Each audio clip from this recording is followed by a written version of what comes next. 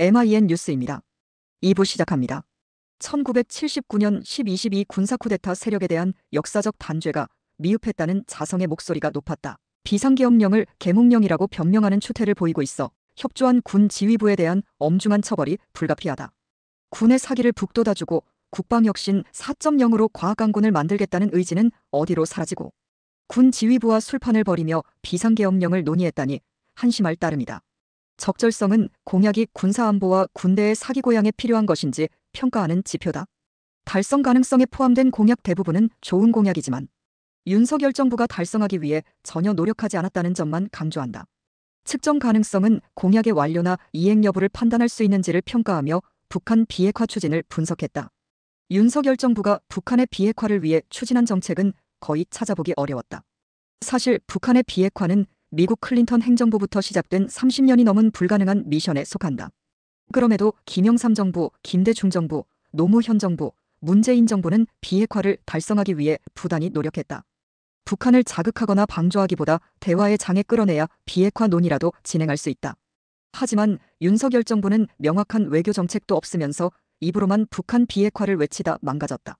운영성은 공약을 추진할 역량을 보유했는지 판단하는 지표이며 국가 사이버 안보 대응 역량 강화, 한미 군사동맹 강화 및 국방과학기술 협력 확대, 능동적 경제안보 외교 추진, 자유민주주의 가치와 공동이익에 기반한 동아시아 외교 전개, 지구촌 한민족 공동체 구축 등으로 적용했다.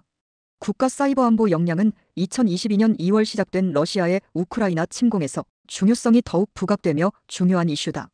재래식 무기와 더불어 사이버 정보 전쟁이 복합적으로 어우러지는 이른바 하이브리드 전쟁의 시대가 열렸다. 안보의 중요성을 더 잘 알고 있는 보수 정부인 박근혜 정부와 윤석열 정부는 군 정보기관을 권력 유지를 위한 도구로 악용했다가 몰락했다. 박근혜 정부는 국군기무사령부와 사이버사령부를 댓글 공작에 동원해 관련자의 처벌을 피하지 못했다. 윤석열 정부는 방첩사령부에게 국가정보원, 정보사령부 등을 동원해 비상계엄령을 주도하도록 명령했다. 관련자에 대한 재판이 진행 중이다. 한미 군사동맹의 강화는 나름 성과를 내고 있는 것처럼 보이지만 명확하지 않다. 능동적 경제안보 외교를 추진한다고 강조했지만 경제안보를 위해 무슨 정책을 펼쳤는지 모르겠다. 동아시아 외교에 중점을 뒀지만 정작 일본과 외교가 개선됐다는 평가도 받지 못했다. 일본은 강대국으로 능수능란한 외교 전략으로 유명한 국가다. 대일 외교도 의욕만 앞세웠다가 빈손으로 돌아왔다. 합리성은 공약이 안보를 강화하고 군대의 사기를 고양하는데 필요하다고 판단할 수 있는지 평가하는 지표다. 다수 공약이 합리적이기는 하지만 달성하려는 의지가 부족했거나 운영할 능력이 없어서 아쉽다.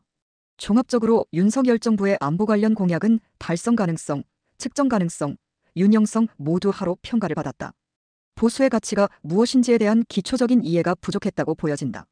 1990년대 이후 보수와 진보가 교차 집권하며 나름 정책의 초점이 구분됐다고 믿었는데 오산이었다.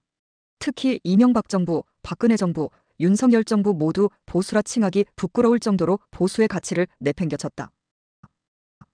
오늘도 즐겁고 행복한 하루 보내시기 바라며 구독과 좋아요 부탁드립니다.